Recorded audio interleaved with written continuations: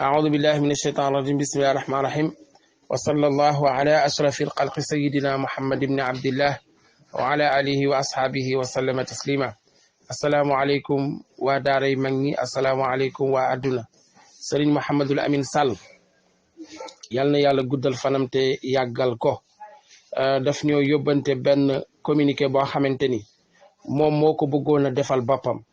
waaye ku ne xam na ni fan yi baatam dafa dee waaye dafa wax ne dafa am benn mbokk boo xamante ni si daf ko woowoon téléphone fan yee le 2 janvier bi li mu ko woowee nag xamal ko ni ko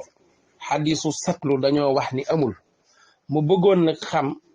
argument yi nga xamante ni moom la ci sëriñ bi yore yàlla dogal sëriñ bi am na lu ñu ko santoon fii ci daaray mag ñi ni ko mboolem xadis yi jëm ci wàllu satlu bi ak xabdu bi ñàkk wér gi dañu bëgg nga dajaleel ñu ko ci benn téere ba am liggéey bu mu ci commencé woon def yàlla dogal na comme dafa dégg ñu ni daaray maam Maodo la rek moo xam ni kii taalibe la bu bëgg xam-xam lam ca jotoon a bind nga xam ni publier gu ko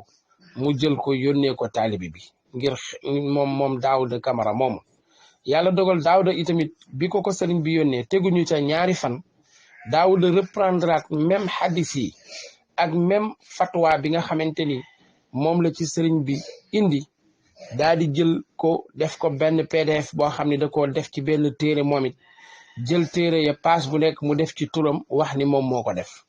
te ba mu ko defee ba noppi nag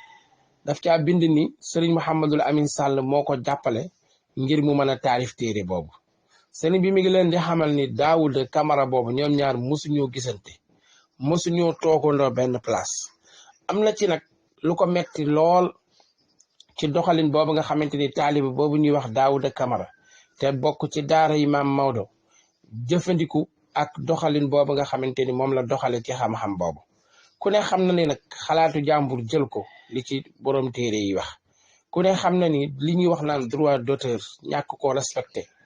loolu itamit li nga xamante ni si moom la ci loi bi nga xamante ni mooy loi Sénégal wax waaye yàlla dogal na nag li ko ci gën a metti bu fekkoon def ko imprimé woon ba def ci cachet ba génn ko ci marché bi